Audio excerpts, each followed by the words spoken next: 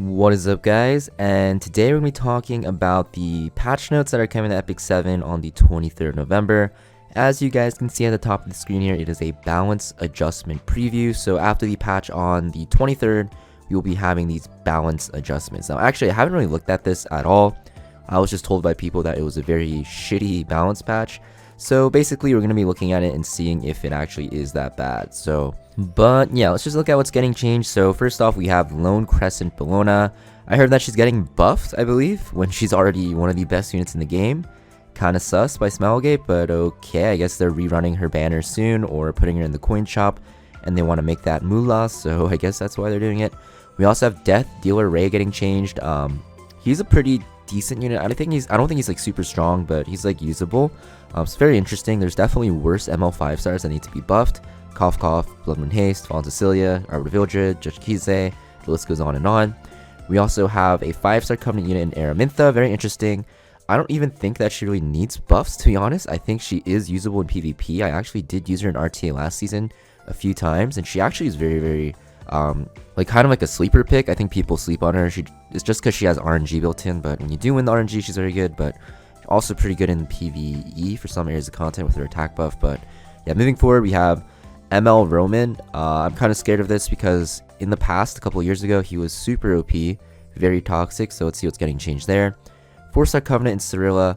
That is the unit for the Halloween, right, from the side story. She's being used in Rift in some comps. She's pretty decent, actually, because she has a defense break in her S1, that's 2 turns, and her damage is pretty high. So I'm not too sure why she's getting buffed. I think they're trying to push her more into a PvE role with Rift to allow people to start clearing easily, and I think that's kind of what they might be doing with Aramintha because she's also a fire unit. But I guess the one positive is they are buffing 2 fire Covenant units, which is the weakest element in the game. For artifacts, we have Bastion of Perlucia. This one's not really used. And Durandal. Durandal's like already pretty decent. I don't know why they're buffing this one. There's way worse artifacts in the game. And then we also have Sleep being changed, which I heard is a very big change.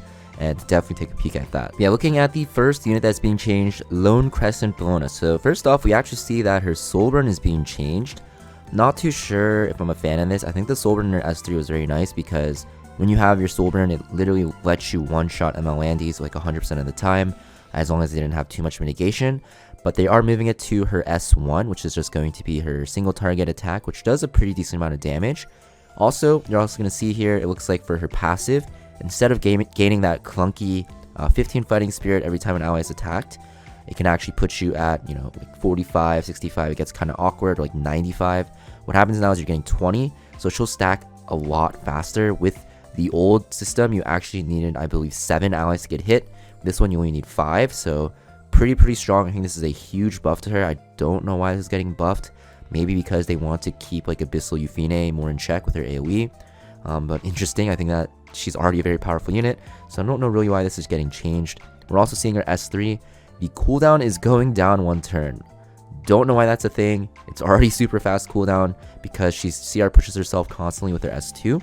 And because you're actually proccing your S2 more now, like she's going to be pushing herself even faster. So like, you're going to be S3ing so quickly, so frequently. So this is going to be very scary to play against. Also, you're going to see that the fighting spirit acquired is going down by 10. Sure, I guess that's fine because you're getting way more in the long run from her S2. And you're also going to see because the Soul Burn was removed, she's getting extra damage. So yeah, I don't know why they're buffing it. Like everything's pretty much getting buffed besides like the fighting spirit thing on her S3. But even then, you're making up for that with the S2 buff. And I guess since the Soul Burn is getting moved to your S1, it might feel bad at the start of the battle before you ramp up. But honestly, it doesn't really matter at this point because looking at it, before ML Landy gets her S3 off, or besides ML Landy, like Abyssal Euphine, before she gets her S3 off and other units ramp up, she's going to be able to just be super strong and be like one-shotting units with her S3. Looks like you can get like 2 or even 3 S3s off in a long fight, which is just pretty unhealthy. They're saying that they want ML Bona, see blah overall improvement in her usability through this balance adjustment.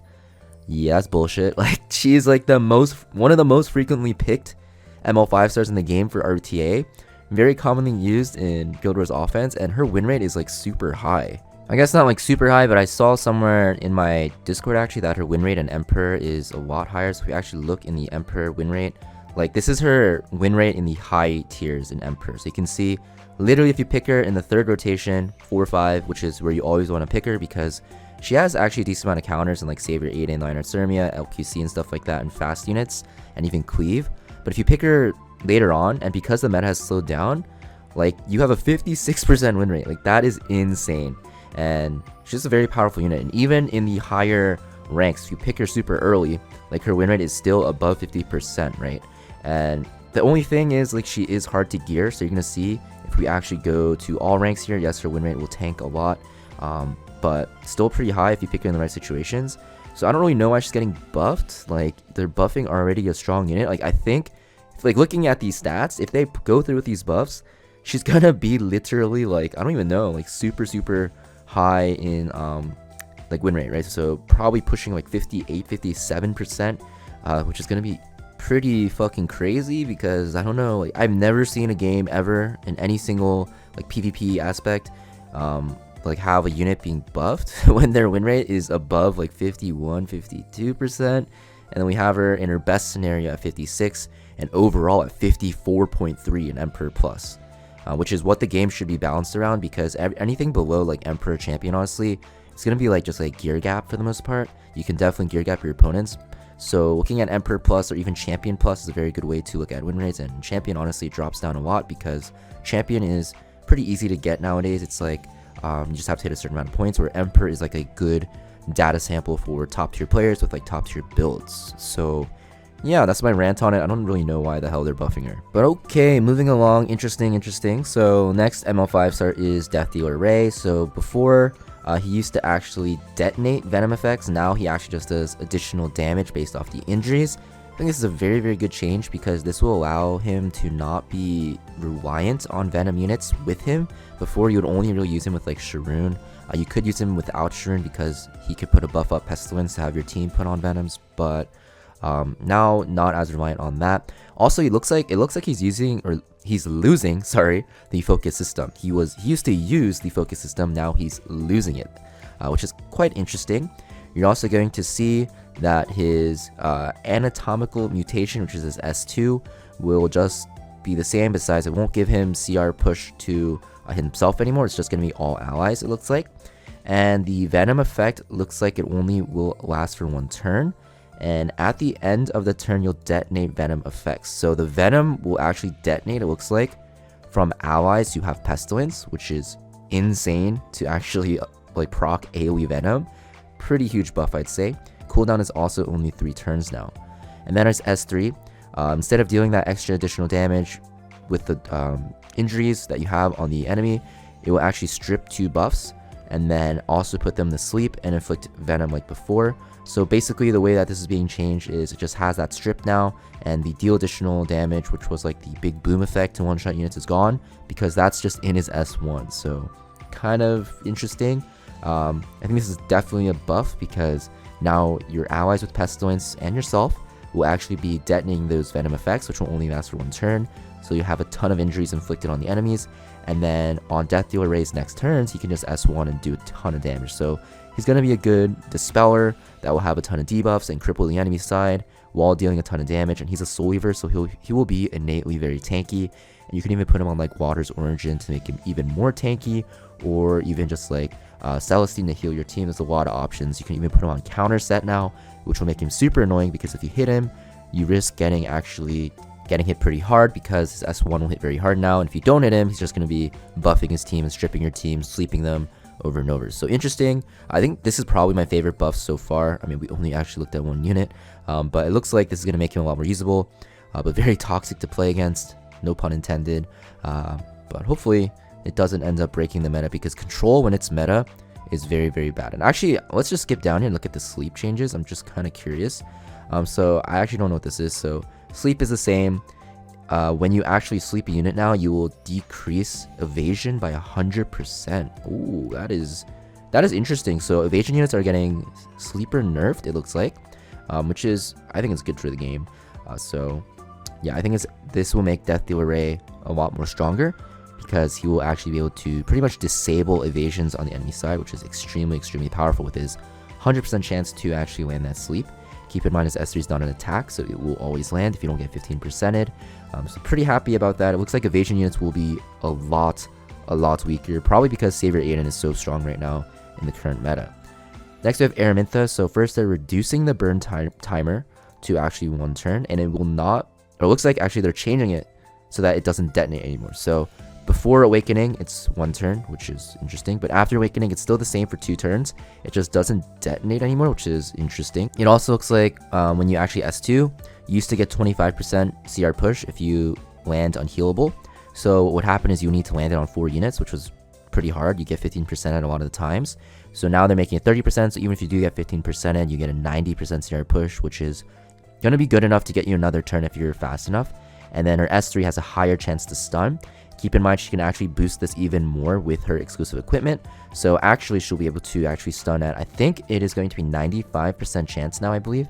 It might be 100%, I'm not too sure on that, but it's going to be a lot higher. 20% buff obviously.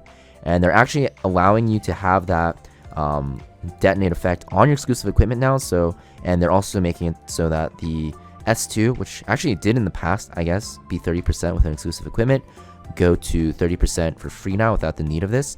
It's a good change because you definitely want to run her in PvP at least on that higher chance to stun, because that's kind of what her kit revolves around. If you don't land that stun, she's pretty much useless. I guess she does have that attack buff, but definitely want that stun to land so you can get that attack buff off the next turn. And I guess the detonate is for PvP as well if you want to use her in PvP. Without the detonate, I think it's for probably Rift, right? You don't want to detonate debuffs on the boss. So I think they put this on the exclusive equipment to make her better in Rift and just more flexible in general. And now we have Benevolent Roman. He's actually immune to silence, and he also has a decreased defense on his mana fundamentals, which is interesting, and this is S3, right? Not too sure how I feel about immune to silence. I think this will make him very good against like Angel of Lights, I guess, and maybe against like Noggle, although Noggle can reset him, right? So interesting. I don't think this will change him too much. I don't even know why they're actually giving him a decreased defense. That makes no sense with his kit, really. Would have made more sense for this to be like unbuffable, or like I don't even know, like a buff for your team even. Decreased defense though, I guess it's okay because it just makes you do more damage. But the immune to silence, I think, is the biggest thing for countering like Angel of Lights. But yeah, I guess they did this because if you land 2 debuffs, when Angel of Light uses her Guardian of Light, her S2, she can only cleanse 1 of these. So I guess that's why they added another debuff, but I'm not even sure this is like the main focus of them. So next we have Cirilla, just her damage being buffed. Pretty much just flat damage. It'll make her better in Rift than she already is. So I think she'll be pretty good. Also, you're going to see that she has a decreased defense now in Flame Kiss. Flame Kiss is her S3, and the biggest problem for me when I was testing out Cirilla in Rift is her defense break is only on her S1, so it felt very weird to use. But with this change, I think I might use her in Rift now instead of Elfelt.